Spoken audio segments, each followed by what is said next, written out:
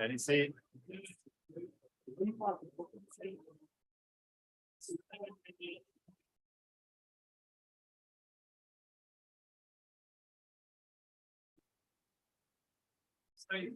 Yeah.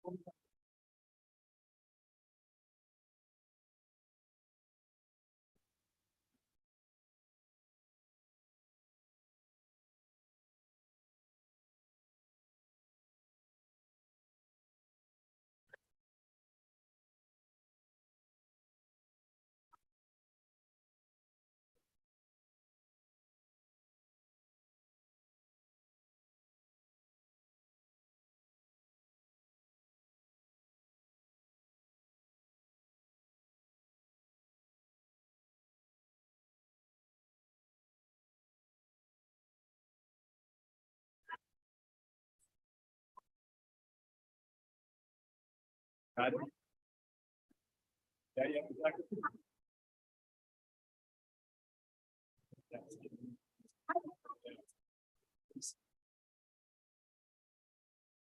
No. Yeah, I mean, I'll see your.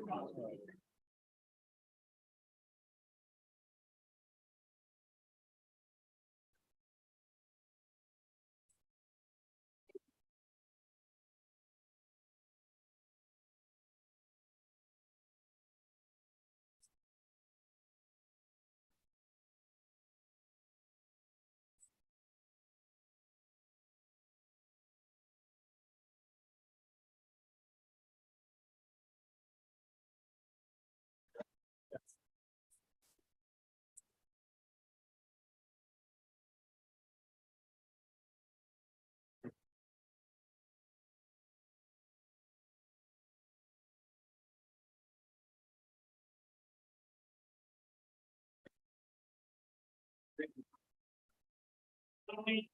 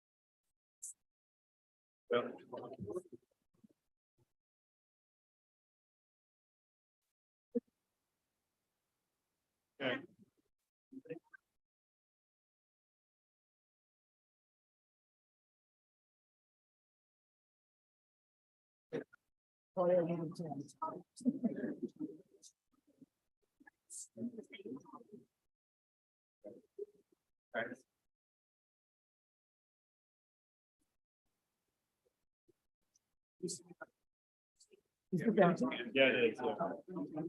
It's for you. Okay, thank you.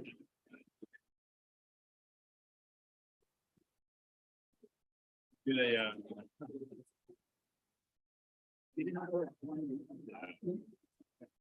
Okay, good. Good afternoon, everyone. Welcome to the welcome ceremony for this year. I'm just going to take 2 minutes to say a few words, and then we have a program for about 45 minutes or so. So first of all, again, welcome to this second welcome ceremony, and we are really delighted that you are in Pittsburgh. I'm sure you will love this city and this institution and the School of Medicine and your graduate programs, but some of that will come later. Before I get started, I want to give a couple of shout outs to people. And the first one would be to Dr. John Horn. So if John, can you please stand up? John.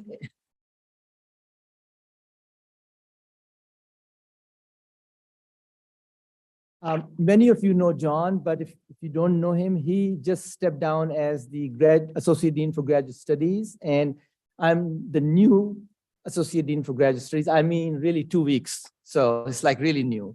And I thank John for what he has done for the graduate program over the years, for the School of Medicine and for the students. So thanks again, John. We greatly appreciate it. And thanks for training me in getting started.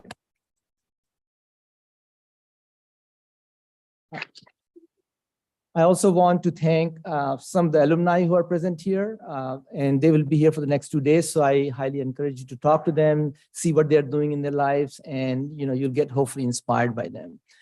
I also want to acknowledge the staff of the Graduate Studies Office, which has put this program together. So please stand up wherever you are. All the people here, and a lot of people are in the back, but they have done a great job to put this sort of show together. Thank you so much. So let's talk about you. So I would like to welcome all the new students. There are about 80 of you this year, and you all belong to School of Medicine graduate programs, but some of you also are part of programs that is cross-campus programs. So in the Faculty of Arts and Sciences, as well as the Carnegie Mellon University. But we are a big, happy family, both the Pitt, the School of Medicine, and the Carnegie Mellon. And we have a total of approximately 360 students, PhD students in the School of Medicine. And as you will hear in a few minutes from Dr. Shekhar, we have outstanding research programs and training programs and such. But in addition to that, I hope that your stay in Pittsburgh is going to be not only satisfying and you will accomplish a lot as a graduate student and get your degree here, but I hope that you also enjoy the diverse community in Pittsburgh. And Pittsburgh has a lot to offer, social aspects and other get to know the city and the student body as well as the general population. We are a diverse set of people and we are here to help you in any way that we can. So without taking much of your time, and I also want to thank all the program directors who are sitting right behind me, and they're going to be introduced a little later on in the program. So first of all, I'd like to now introduce Dr. Ananta Shekhar, who is our John and Gertrude Peterson Dean for the School of Medicine, as well as the Senior Vice Chancellor for the Health and Sciences. He's both a physician and a scientist, so he knows what graduate studies look like and what graduate students actually do. So he's going to tell you a little bit about our school and research programs and general things about the School of Medicine. So Dr. Shekhar.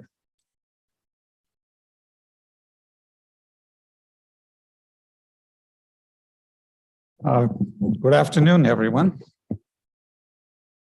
Okay, good. Make sure we're all awake, right?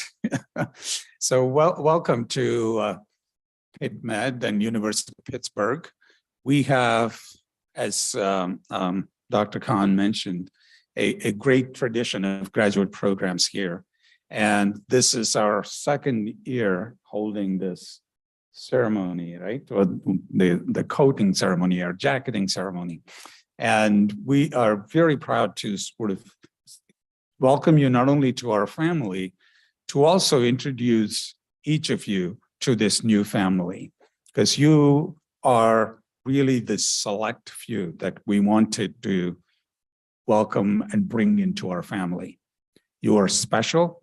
You have been obviously selected by great researchers, great scientists. So you should feel very proud and very ready to take on some great challenges of human health and science that aren't solved yet.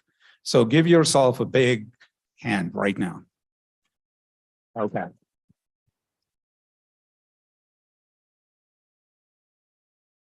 Okay, now that I've started the pressure on you right away, we will now talk a little bit about some of the potential opportunities here. The School of Medicine and Pitt, with all of the 6 health sciences schools, as well as great undergraduate programs and great graduate programs in the School of Arts and Sciences, you are in a unique environment. And what is astonishing is that 6, I would say 8, of the top 10 schools that take in graduate students are within 2 blocks of each other. So you have spectacular mentors in any field you choose, whether it's neuroscience, whether it's molecular biology, immunology, computational biology. You have great mentors here and great laboratories and great research programs. Add to that Carnegie Mellon, that's right next door, with all of its, internationally known computational biology and artificial intelligence and robotics. You are in one of the best places to do truly transformative things. I would also add that you are also in the middle of the largest academic medical center in the country. So we have UPMC, our University of Pittsburgh Medical Center, which is the largest with 40 hospitals and approximately 4 million patients that we treat every year with all different kinds of diseases, and extraordinary resources for patient samples and patient-based data that you can use here to discover new things or to ask questions that you can ask in very few places. Our graduate programs go all the way from very traditional, microbiology, immunology, neuroscience, all the way to very collaborative and multidisciplinary fields like translational sciences, like computational and systems biology. And the most recent one we're going to announce very soon is cancer biology. So there'll be a new PhD program in cancer biology. And if any of you have, I'm sure you haven't, but if you explore further to Shady Side and walk down Baum Boulevard, you'll see this spectacular new research building right next to the Cancer Center that's going to be home for this brand new program. We've also expanded the number of graduate student positions and slots that we have. So the cancer program is one of those. So right now we have, as I said, roughly 85 or so graduate student positions. And that is, you have the opportunities of roughly 800 or so funded faculty that you can choose from that could potentially be mentors or your committee members. Pitt Med is, in the top 10 in terms of reputation, in terms of NIH and NIH funding, and we will always be there to help you not only to find the right kind of mentors in the right laboratory, but the right type of resources and funds to do extraordinary science. So that's a promise as a medical school we make for all of you. If you feel like you don't have the resources, if you feel like you don't have the right mentorship, and if you feel like you don't have the right personal growth support, please come to Dr. Khan or any of your mentors or email me directly. I talk to students all the time, and not that I'm a senior vice chancellor who sits somewhere in a bubble and expects everybody else to take care of themselves. So you are entering a family of scientists, family of physician leaders, a family of discoverers and innovators. So you should feel like you're part of that family. I know you're going to learn a lot. You feel like you don't know anything every other day, and when you're in the lab or when you're in the classroom, but that is part of the process of becoming our family member. Imagine when you were 1 year old or a 2-year-old toddler, you just ran around the house not knowing what you were doing or not knowing how to turn on the TV or any of the things. And that's really where you're starting now. But that doesn't mean but also that means that you're the most valuable member of the family. Because as you know, everybody runs around making the kid happy, right? It's the baby that takes the entire house's attention.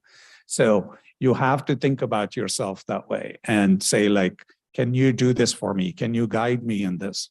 So I would say, welcome to our family. We want you to be successful. We want you to make us famous. I would love to see a future Lasker Award winner here. I'd love to see someone in 30 years that I can say that this person was in that room, but look, they got the Nobel Prize for whatever. So that's the kind of ambition I want you to start with. And welcome and thank you all for being here.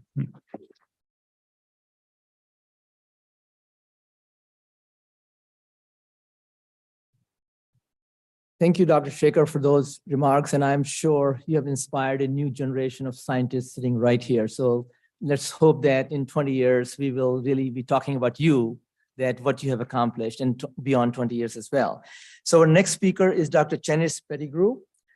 He is going to talk to you about building an inclusive community. Dr. Pettigrew is the Associate Dean for Diversity, Equity, and Inclusion.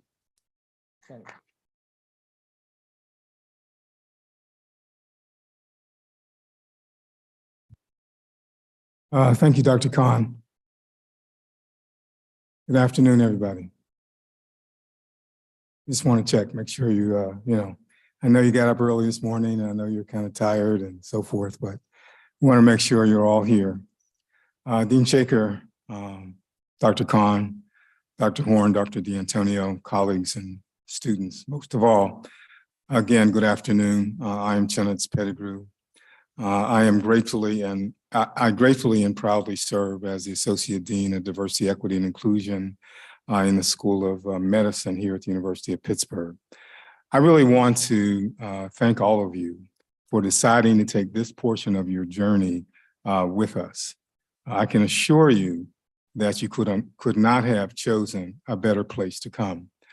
Dr. Shaker has given you a lot of information about all the things that are coming online, are online, and we have a great environment in which you can thrive. In the School of Medicine in particular, and in the health sciences, we are committed to diversity, equity, and inclusion across a broad spectrum of dimensions and issues that encompass and explore race, ethnicity, gender, sexual orientation, physical ability, religion, experience, and language. We're committed to maximizing the benefits and impact of diversity, equity, and inclusion in all aspects of the things that we do, and particularly in light of the leadership of Dr. Shaker that has put a great deal of emphasis on diversity, equity, and inclusion. We look always through a diversity, equity, and inclusion lens so that we can create a welcoming institutional climate with a sense of community. Our medical school leadership, as I noted, is very committed. And my team and I are committed to work with the team in the graduate office to support your success. Now, briefly, let me tell you about our organizing principles and things that we pay attention to quickly. We investigate, we want to collect information that helps us to design programs and inform leadership. We want to educate our community about D&I and in particular, educate the leadership. We want to invigorate all the things that we do to make sure that we are benefiting by all of the best that we know in terms of what we do. We want to create more things by innovating that are meeting the current environment. We want to advocate for diversity, equity, and inclusion. We want to communicate with our partners and the entire community what it is that we're doing. And ultimately, we want to transform this environment so that D&I is a sustainable experience. As an office, we participate in recruitment, program development, student support, documentation of what it is that diversity, equity, and inclusion is about, educating and advocating. Some of our initiatives include speed mentoring, diversity seminar series, pathway programs, and class oath development that we do in the medical school. So I want you, as you take your oath, not to just read that oath, but to understand what it means for you to become a scientist and impact the lives of many, many, many, many people. We support student organizations. We create programs like our annual Cultural Fest, an event that the graduate students were very much involved in. In short, we acknowledge and affirm you. I want to be certain your authentic selves can be present in our community. I want you to stay connected with each other since we have Carnegie Mellon and the University of Pittsburgh School of Arts and Sciences and the medical school present. Graduate school to me, and I've been there also, is like a river. It has twists and turns with muddy patches and occasional brilliant vistas. Becoming a successful independent investigator and innovator is like a river. It is the best of all worlds to know that your imagination, your skill, determination, and courage will lead to changes in our world. I want to know your stories. I am available. As Dr. Shaker said, I'm just an email away. So if you want to email me and sit down and we talk about what you're doing, I'd love to do that. Again, thanks for choosing Pitt. Congratulations, and I wish you great success. I do look forward to meeting you all.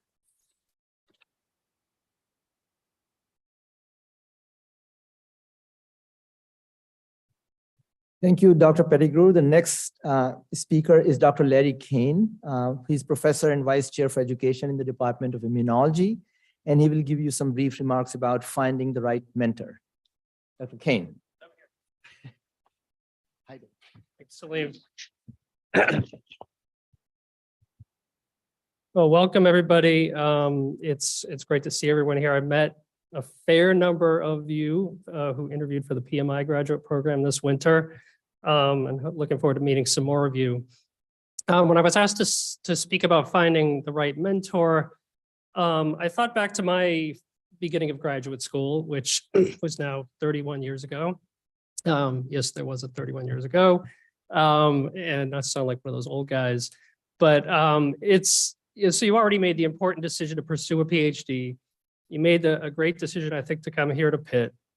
And now this is probably the next most important decision that you're going to make is finding the right mentor. And we say finding the right mentor. I think that's kind of a misnomer. So I think we usually talk about finding a good research mentor, someone to help guide you through the PhD process. And that's super critical. I'll talk more about that in a second.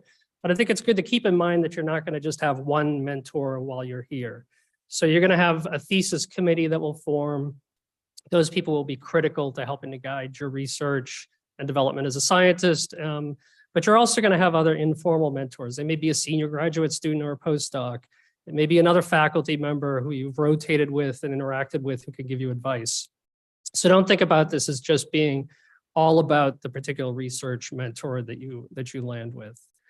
The next thing I wanted to say is that, while in some ways this process is a lot easier than when I started grad school, so there were no websites, there was sort of a proto World Wide Web, but there was no internet as we know it.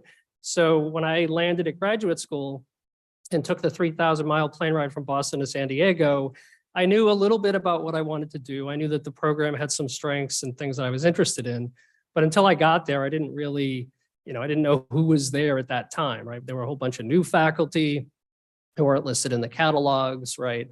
And so I think the critical thing to do is to talk to people. And this, I think, has not changed, despite the fact that you have a lot more information at your fingertips.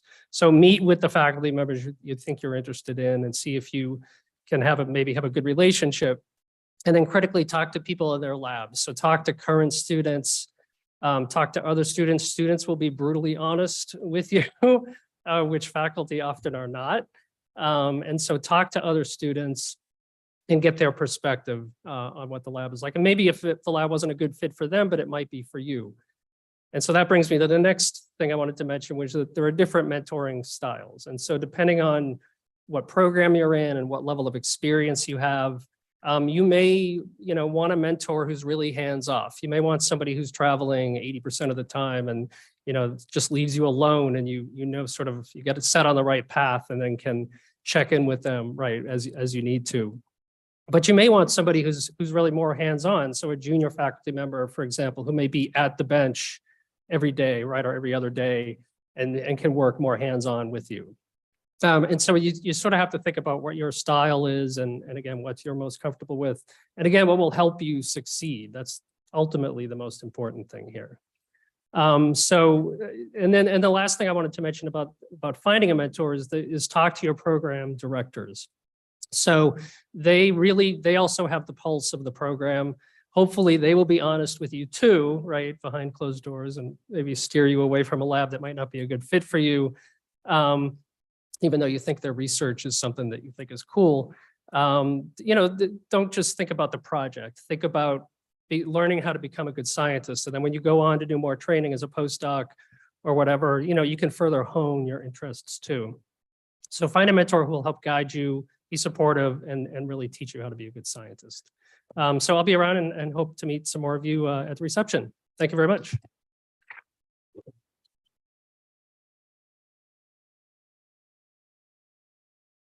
Thank you, Dr. Kane. That was very inspiring as well. And now you know how to go about finding a mentor. I'm sure you have heard about that in a previous class as well, but everything helps. So the next item is the presentation of university jackets to all of you.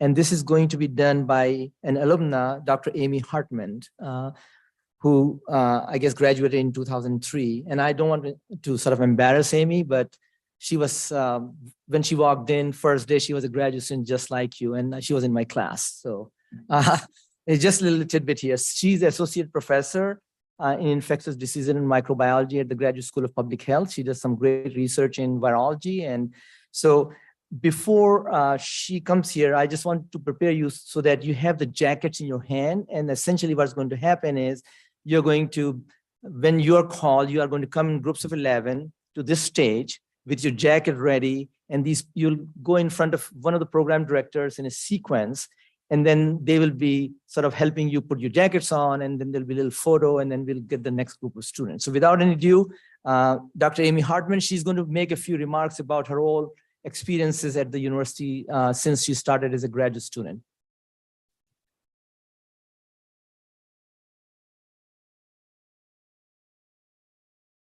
Good afternoon, everybody. Hopefully you can hear me. Thank you for having me, and thank you for the invitation to come here and to talk to you a little bit for a few minutes about my career, because like Dr. Khan said, in the fall of 1998, I was exactly where you are now, starting the graduate program. And at that time, I was part of the second class of the interdisciplinary graduate program. And so I started in the fall of 1998 and graduated in 2003. And during that time, the interdisciplinary program consisted of several different programs, and I was part of the molecular virology and microbiology, MVM program.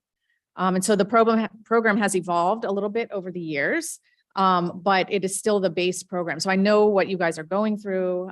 You're excited and nervous and kind of also probably a little bit unsure of, where you're going to go in the future. And so I wanted to spend a couple minutes telling you a little bit about my career path, which has been a little bit non-traditional. My career studying viruses and how I went from where you are back to where I am now, and just provides a little bit of insight as you start thinking about your career. So I'm one of the faculty members that's a native Pittsburgher, which is pretty rare. So most faculty members are not from Pittsburgh. I'm from Pittsburgh. I went to a high school about 10 miles down the road, Woodland Hills High School. Anybody here a native Pittsburgher? All right, so we have some, right? Good. So I went to Woodland Hills High School. What is that high school known for? Does anybody know? Producing NFL football players. But little known fact, it has actually produced at least 2 virologists. I'm one of them. Another one works at CDC on the coronavirus, who's head of the respiratory disease branch. So nobody knows that fact. But I got my start at Woodland Hills High School. And then I stayed pretty close by and went to Washington and Jefferson College, where I majored in biology. And then at that time, all of my classmates in undergrad were going to medical school. I knew I didn't want to go to medical school, but I really enjoyed science. I did a couple internships, loved working at the bench, and decided to go to graduate school. And so that's how I ended up here at the University of Pittsburgh in the interdisciplinary program. After I graduated in 2003, number one thing I wanted to do was go to the CDC in Atlanta and do my postdoc there, in which I did. And this was against my PhD advisor's advice at the time.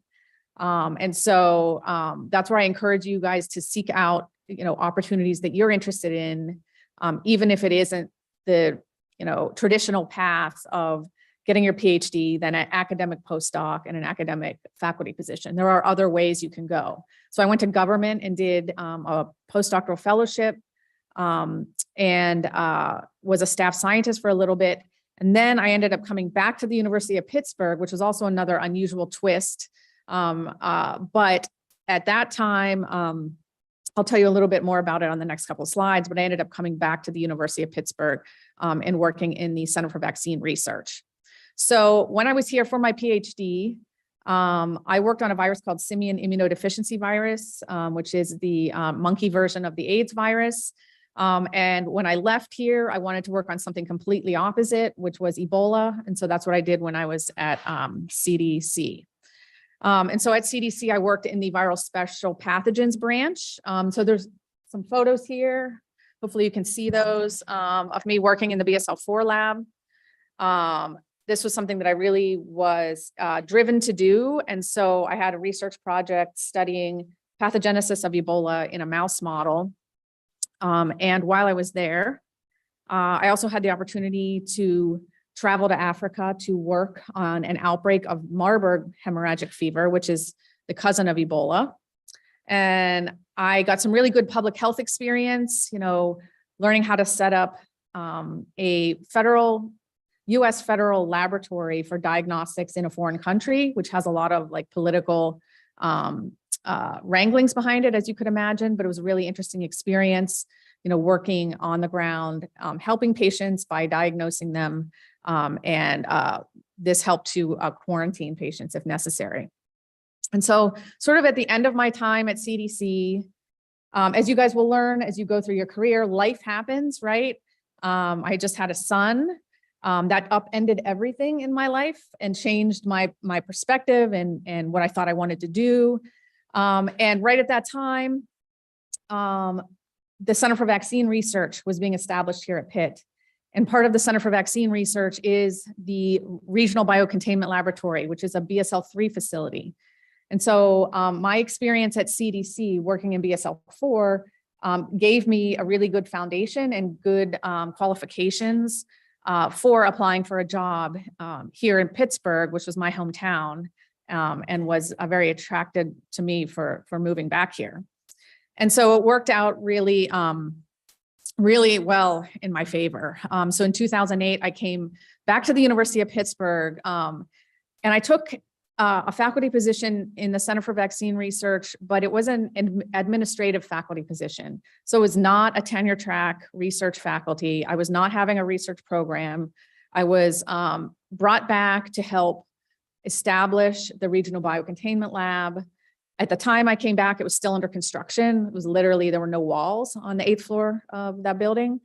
And so I worked with a team of people to, physically get the lab running, following safety regulations, federal regulations, et cetera. So I did that for about 5 years. And I was faculty, like what we can call a research assistant professor. Around that time, I started to sort of transition back into basic research, even though that wasn't my career goal when I set out.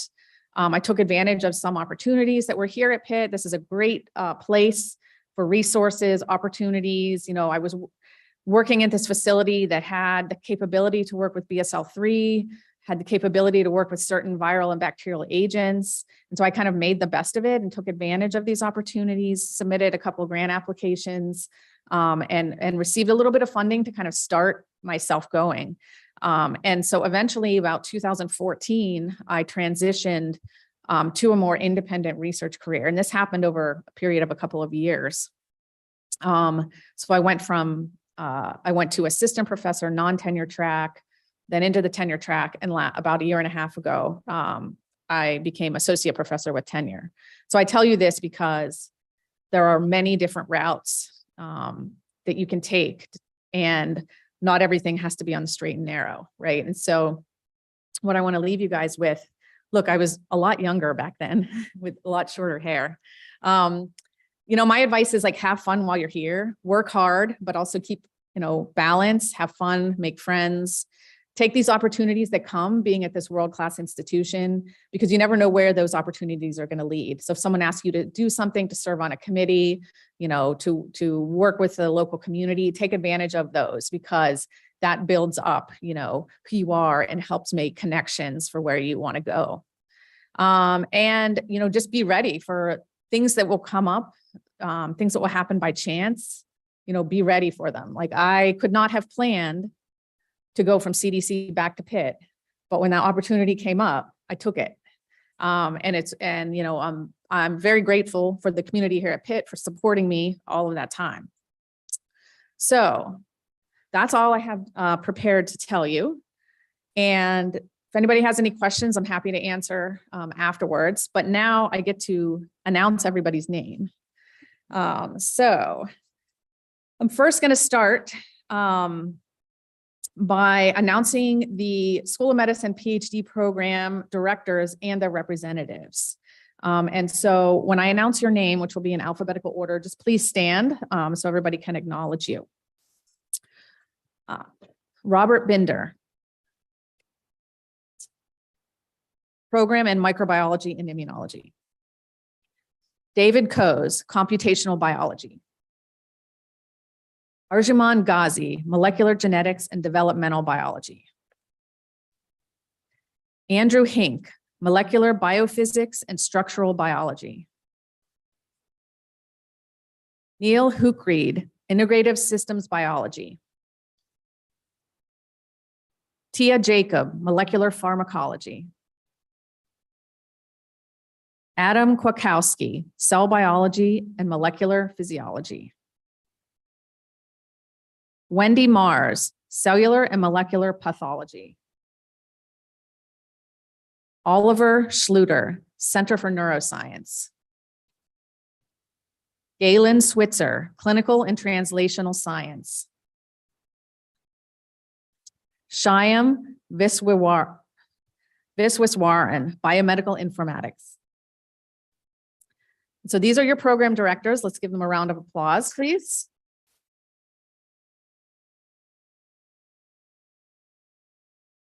Okay, so they're going to remain standing, and how this is going to work for the students is that we're going to go in groups of 11 based on rows, and I'm going to call out each person's name, and they're going to walk across the stage with their jackets. And then once the whole group is up here, we'll have a photo, and then start the next group.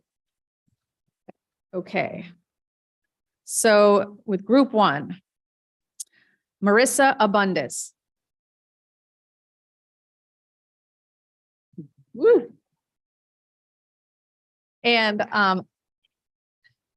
let me also say, I apologize for mispronouncing anybody's name.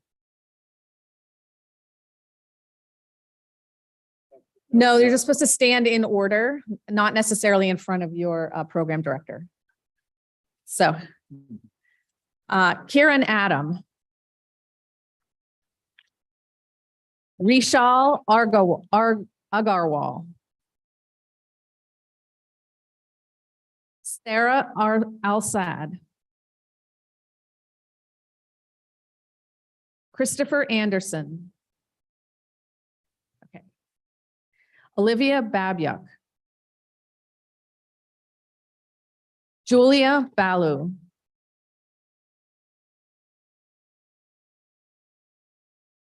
Harshita Birvalu.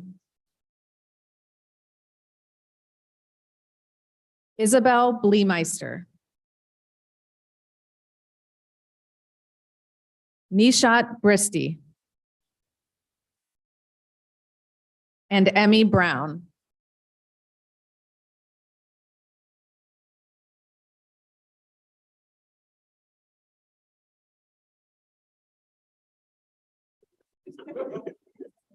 All right. You good? Okay. Thank you, group 1. Okay. No. Turn around and please put your jacket on.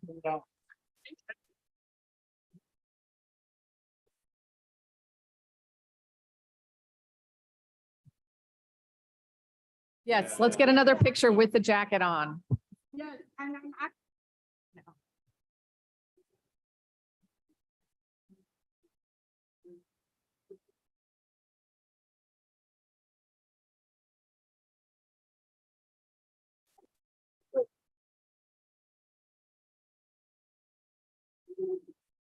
Okay, group 2. Now everybody knows what to do.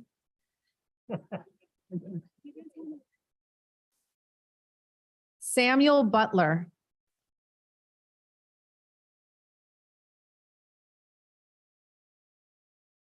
Abby Carney. Brian Chu. Chun Cheng Chiang. Prosper Chukwamika. Riley Sisney.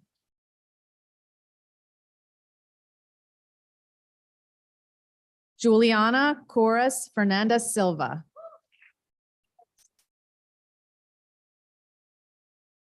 Alexander DeBazy.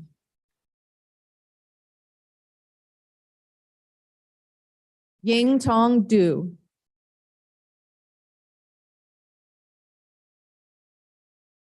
Salma El Masier. And Zhao Ferreira. Okay, group 2, please don your jackets.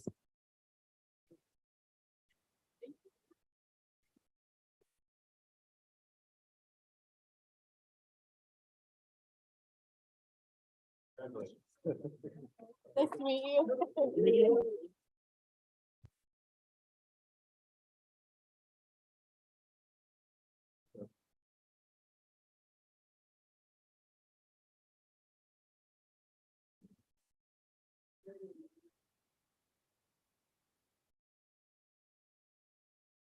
All right, thank you, group 2.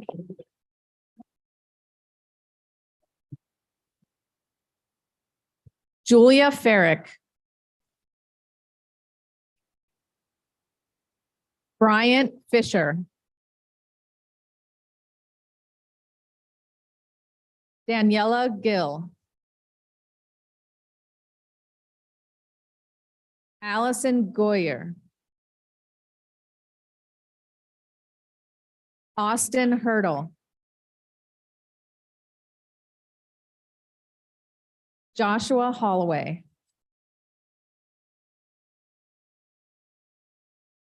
Eileen Wong.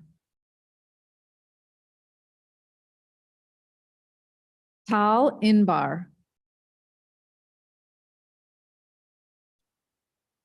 Jessica Jana.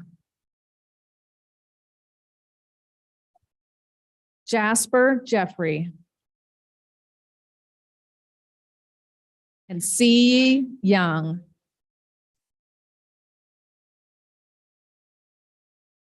Okay.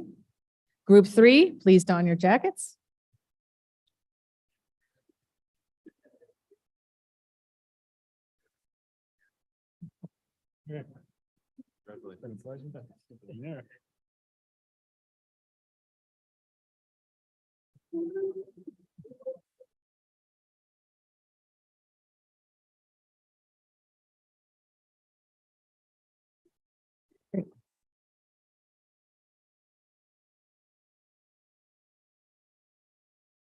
Stephen Joachim.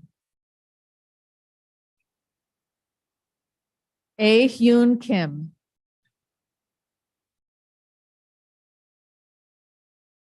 Anna Kirilova. Michael Kvorjak. Koryak. Alessandra Larimer Picciani.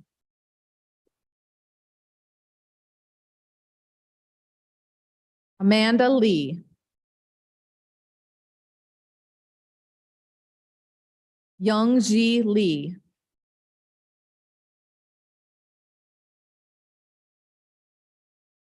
Anna Lee. Ajay Lindsay. John Little. And Ruki Liu.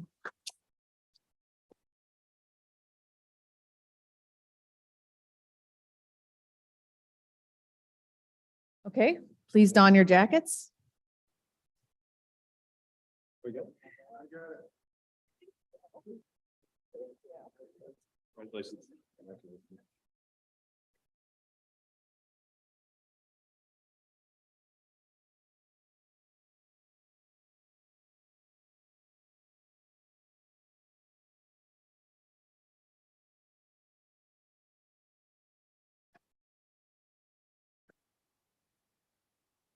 Varun Mondi. Andre Martel Matos.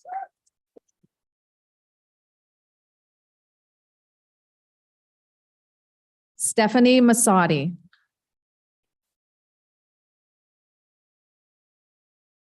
Emma Mills.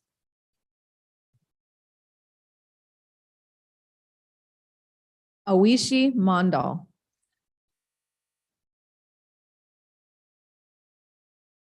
Quinn Murray.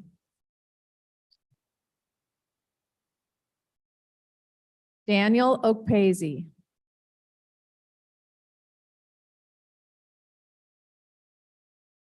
Alyssa Omolchenko.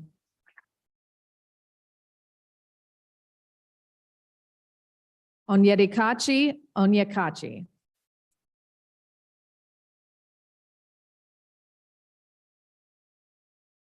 Sudipta Pathak. and Rumana Rashid.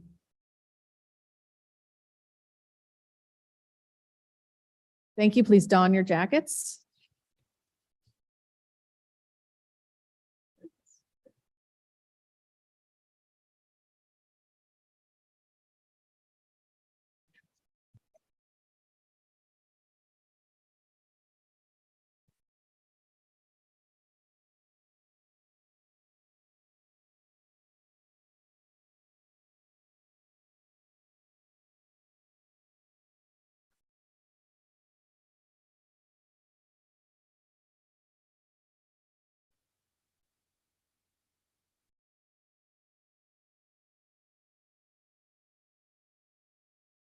Rufiat Rashid.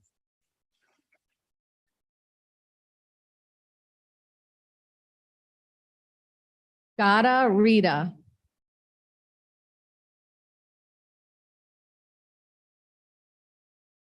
Yanis Rigas.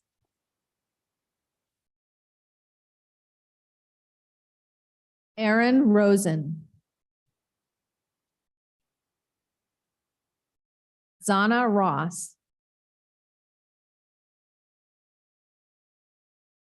Akanksha Sachan. Ankit Sharma.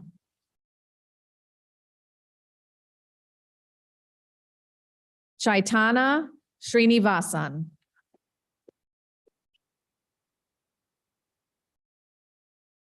Cade Sterling.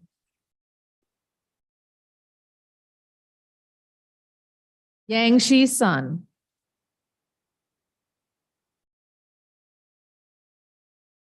Deepa Sarana Ryan.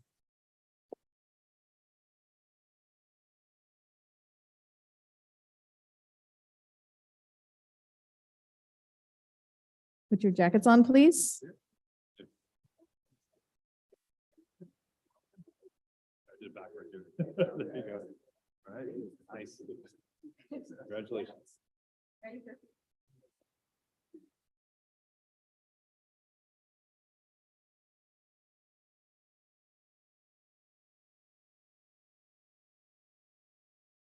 Okay.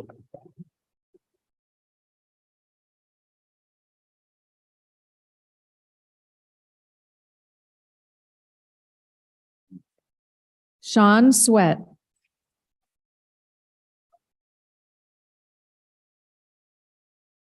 Gavin Treadaway. Alistair Turcon.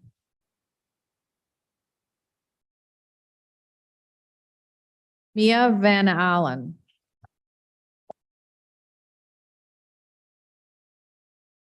Shruti Venkatesh. Ang Che Wang.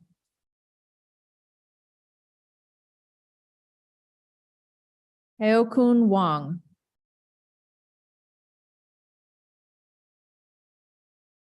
Kristen Wanamo.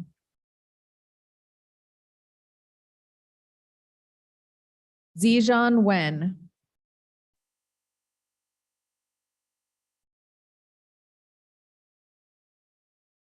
Gillian Williams.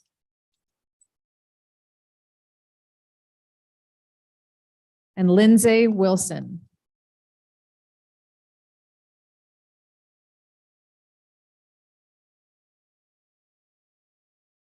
Thank you. Please put on your jackets.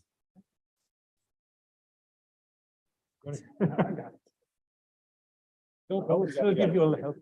There you go. There you go.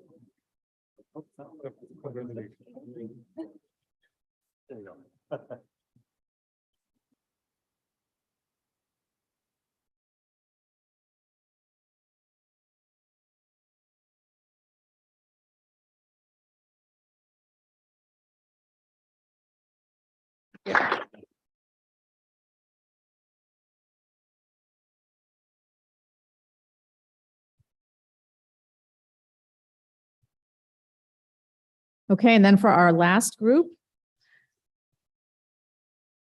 Julie Wilson,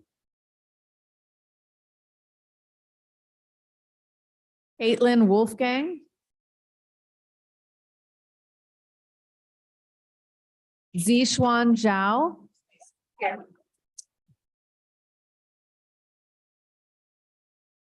Andrew Yablinski.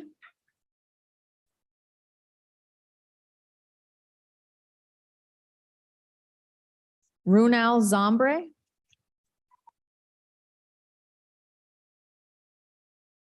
And Christopher Mori Sciola.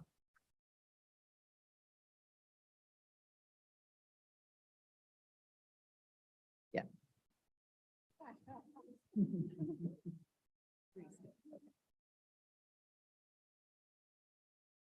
Okay, please put on your jackets.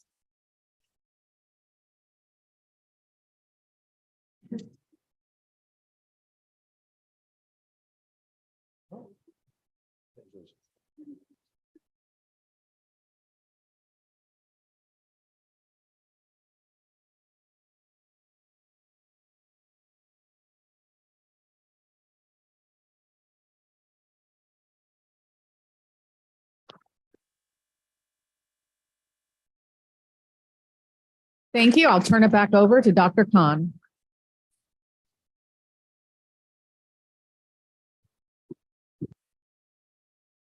Yeah, give Dr. Hartman a bigger round of applause because she had the hardest job today. Great job. Okay, before we go on to the next part, I just wanted to give a shout out to a few more people. One is to Shena Zayak. She's sitting right there. Can you please stand up? She's our alumni person who is organizing this weekend events. I see two former members of the school and alumni. One is Dr. Vidya Gopalakrishnan from Houston and Francis Swerdrup from St. Louis. Can you please stand up?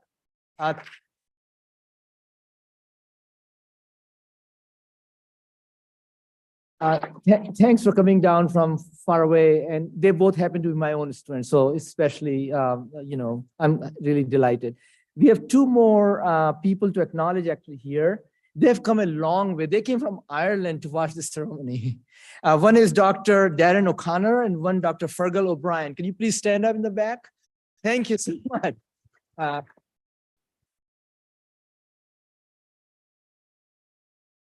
They are actually here to discuss initiating some future Ireland Pitt combined graduate program. So hopefully in the future, some of our students will be going there and they'll be coming back here. So that's really great. Thank you for being here.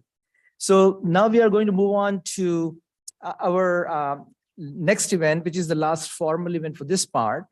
And this is to be led by the leadership of our Biomedical Graduate Student Association, BGSA. And they're going to help the new student have this scientist oath. So I'm going to call on Anu Balagun to come here and say a few words, and then she will lead the oath here. So please come down here. Thank you.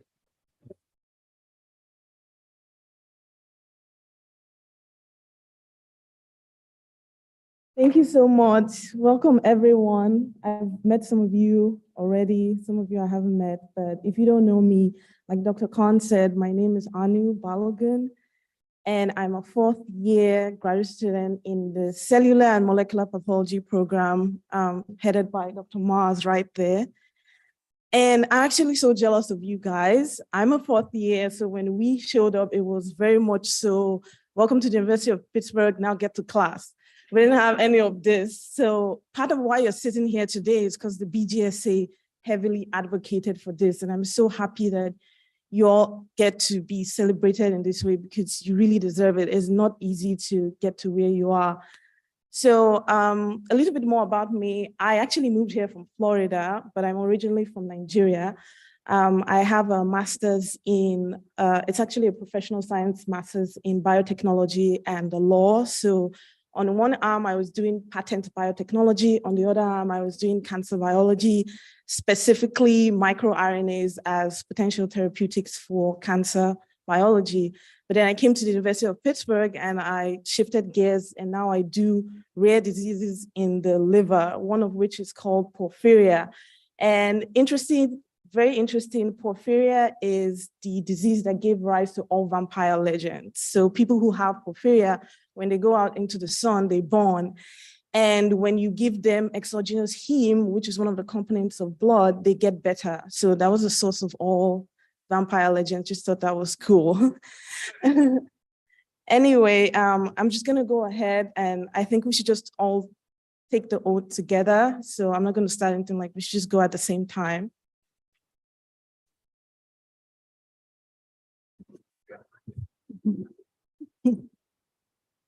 Okay, I guess we should go on the count of three. So 1, 2, 3.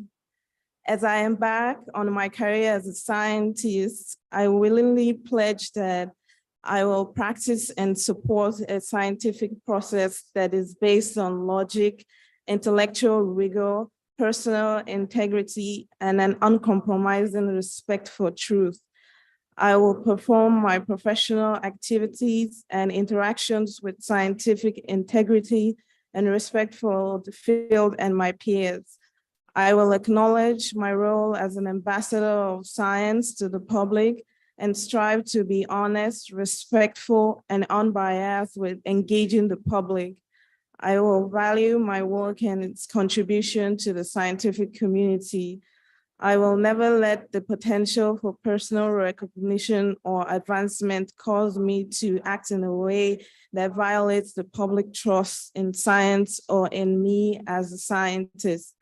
I will foster a community that is inclusive of all and recognize that diversity cultivates innovation, creativity, and progress.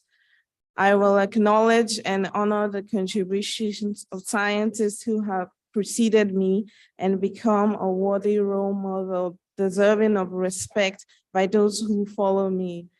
And I will always be cognizant that my work is for the advancement of knowledge and the benefit of all humanity. Welcome to the University of Pittsburgh.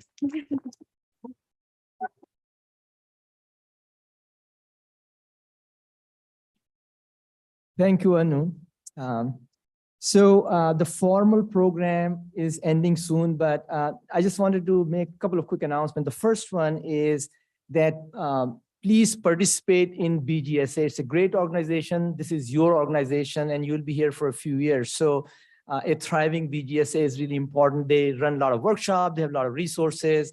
They do social activities and cultural activities as well. So please spend some time, getting to know BGSA and participate in their activities in the future. And I'm sure Anu will be in touch with you and informing you of all the programs. Is that correct? Yeah, thank you.